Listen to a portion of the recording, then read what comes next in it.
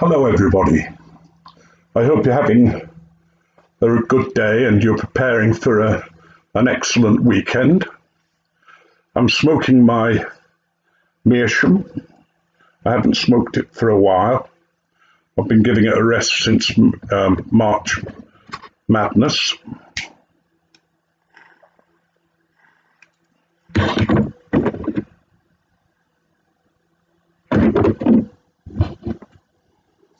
And in it I've got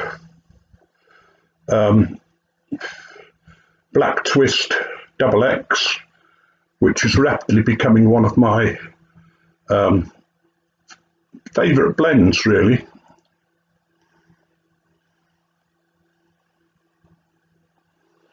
It's a bit damp. I didn't let it dry out enough, but that was partly on purpose because I want to talk about using a tobacco meter or a moisture meter. They're very cheap and they are excellent for doing tobacco. I'm drinking, by the way, a nice Pilsner lager. It's called Rheinbacher Premium. Very nice it is too. I haven't had a drink of alcohol for quite a while. And I thought it would be really nice today. I blame Beer because I saw him earlier on drinking some cider, and I thought, I really fancy a drink.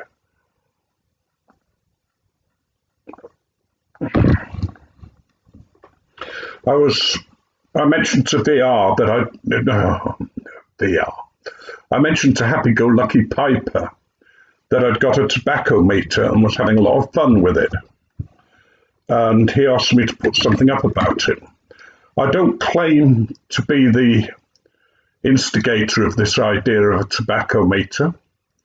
Pipes and Spirits has put up a great video on tobacco moisture, and he's also put up a second video carrying on from that, and I advise you to go and see those. And I'll put a link down in the bucket afterwards.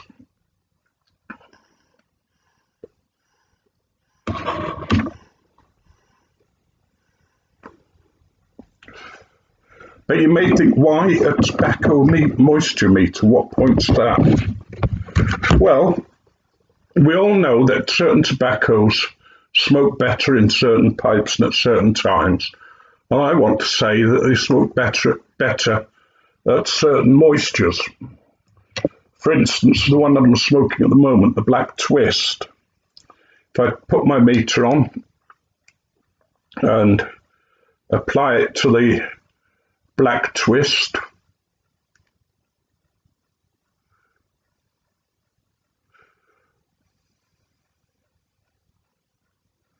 and hold the reading, I don't know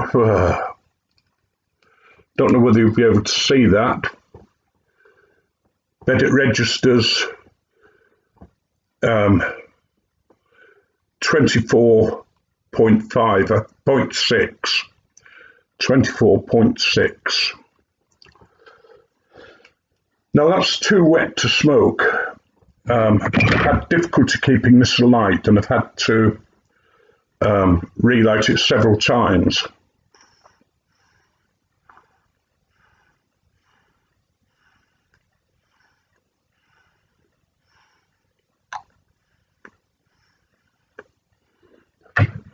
There is an ideal moisture level for smoking, I think, and I would put it between 15 and 18 percent of moisture. It's an ideal moisture level for smoking. I've got several different tobaccos here and I haven't tested them. This is Tim's Oriental mixture. I've had it jarred for quite a while. Oh, that smells great. And I'll put the meter in.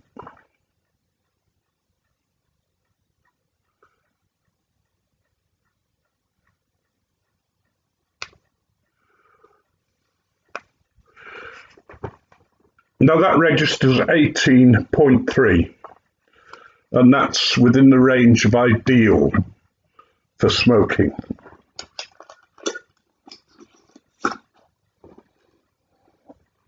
I've got some 10 Russians here, which I think might be a bit drier.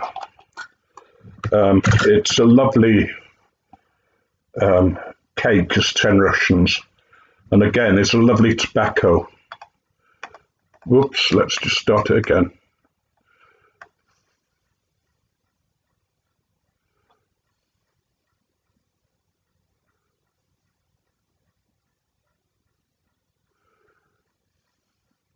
Well, it's actually more than I thought it would be. That registers 22, so it needs to be dried out a little bit.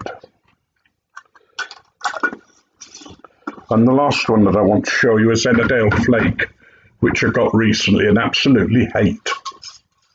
I'm hoping I'll like it a bit more once it's rested.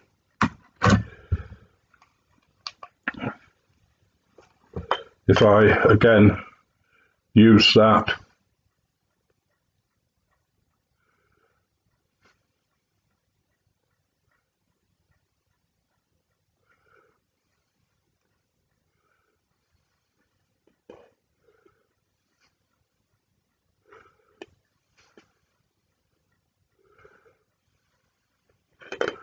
sorry, I'm having a difficulty getting a good reading from that.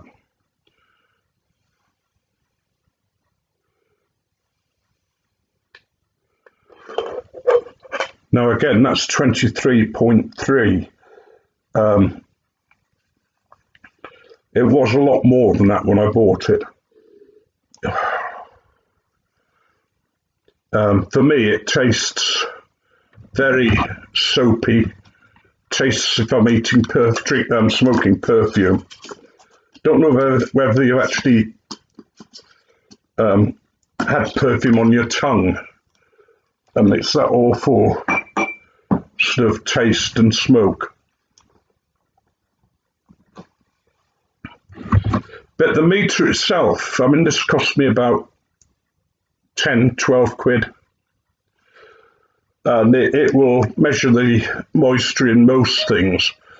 It's actually one that's used for woodwork by woodworkers and that kind of thing. And this one has 4 points. And it has a cap to put on it because it's quite sharp.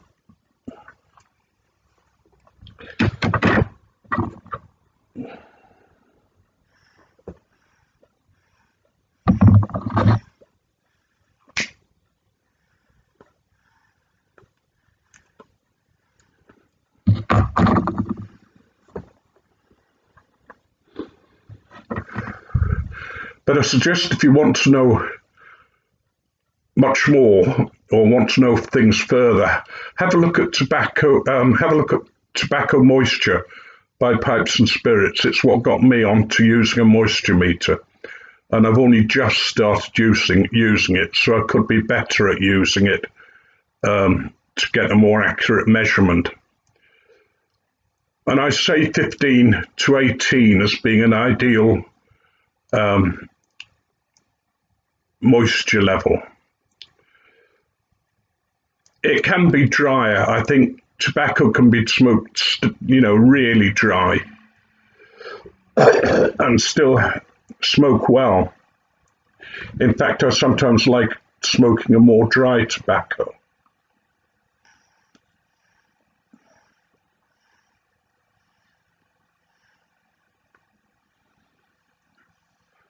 I want to say a bit more about this twist that I've got, the black twist. It's got a hell of a reputation for being very strong. Well, it's not as strong as brown twist. But if you've got a low nicotine level, then yes, it is going to hit you. But I really like it. It's a nice full tasting smoke. It tastes dry.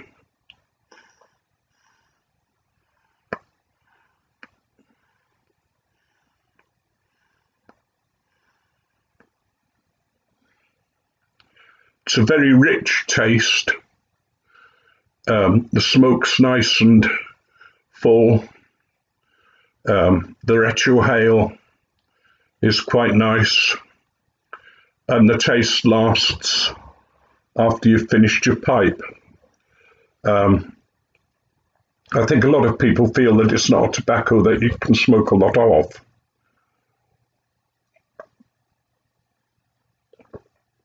But as yet, I've had no problems with it. I tend to smoke after I've eaten something, although it's now 4 or 5 hours since I ate anything, and it's not having any effect. So I recommend that to you if you like a nice strong tobacco. I mentioned Ennerdale Flake. That really surprised me. Somebody suggested I try some. And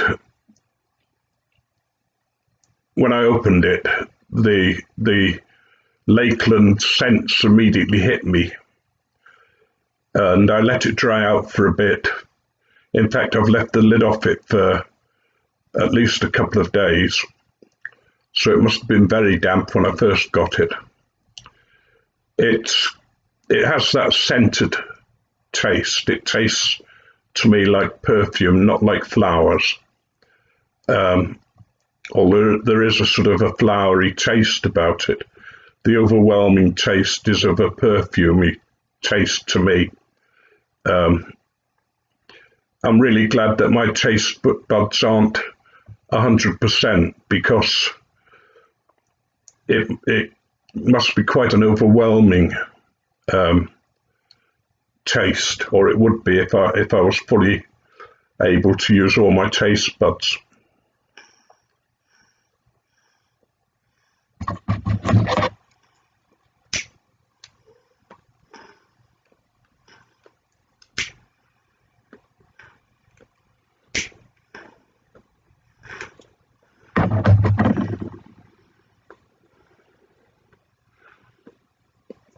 I'll see how it goes, but maybe somebody will get a gift of some samples of tobacco and you'll probably find that in it. I'm tending to pass on samples that I don't like particularly, or that I wouldn't smoke often. I'm trying to cut down the varieties of tobacco I'm smoking, and I'm trying to cellar and buy the ones I really like. And at the moment I'm concentrating very much on the English and the Dunhills, because if they are going to go, I'd like to have some in to last me for a while. I'm aware that time's passing, so I'm going to stop soon. But do consider a tobacco meter. They are very handy, and I think especially if you're blending tobaccos, you might find them very helpful, especially if you're doing from leaf.